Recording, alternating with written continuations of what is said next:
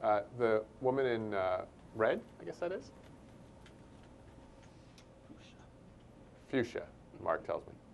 Thank you. My name is Melissa, and thank you again for this discussion. Actually, my first thing was a comment. I was actually incredibly disturbed to hear about the Department of Homeland Security's reaction. And it got me thinking about maybe who they're protecting or why they cared so much, what people thought about this report. But my main question, really, and you touched on it a little bit, but it's basically the media coverage of issues like this. For instance, I was thinking about the Sikh bombing. It happened, or shooting, excuse me, it happened on the heels of Aurora. And I don't remember where I had heard about it, but I posted an article to it on my Facebook page. And I had several comments saying, oh my gosh, I never knew about this. So following on your thing about Twitter being a good source, I think Facebook is an even better one. But my question is, how do we get Main Street America to care? Did you want me to answer the comment about why? Sure. Why don't we start with the DHS management question? This is just my, perspective on things. I felt that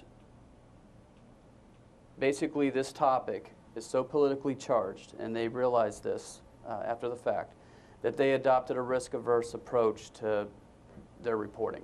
They wanted to protect any career aspirations of anybody in the management chain that wanted to pursue other careers.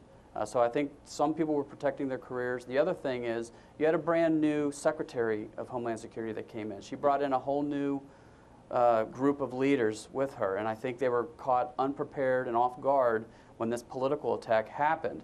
And so you had virtually no response. Secretary of Homeland Security did kind of a, initial backing of the report, but she quickly backtracked. There was, no coordinated PR response to the issue, and their silence, unfortunately, fed into the mischaracterizations, and people accepted the lies as the truth. Amardeep, do you have thoughts on how you get America to take more notice? I would only say that I'll buttress the idea that the disparity in media coverage is vexing. At some point in the lead up to the hearing in the Senate on the very topic we're discussing today, I had said on one news show, how many folks know that a man named Joseph Stack flew an actual airplane into an IRS building because of his anti-government views, or that John Patrick Burdell went here, near the Pentagon and killed 2 officers, again, because of his anti-government views. And my God, if either of those men belonged to the Muslim community, of course we would have known all about them, and it would have marshaled, resources towards this threat, and there would have been congressional hearings, and the like. And so I really think in terms of changing the frame, my experience in Oak Creek, Wisconsin, and Oak Creek is a community that is politically mixed.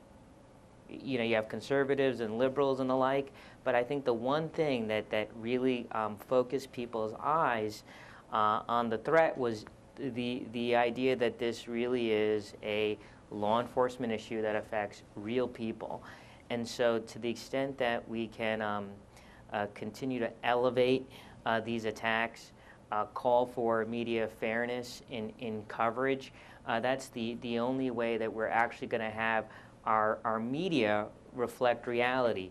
And if the media reflects reality, there's a better chance that the folks who are risk adverse in government will better channel resources. But this disparity that's been called out is very real, and it's really felt in minority communities like the Sikh community.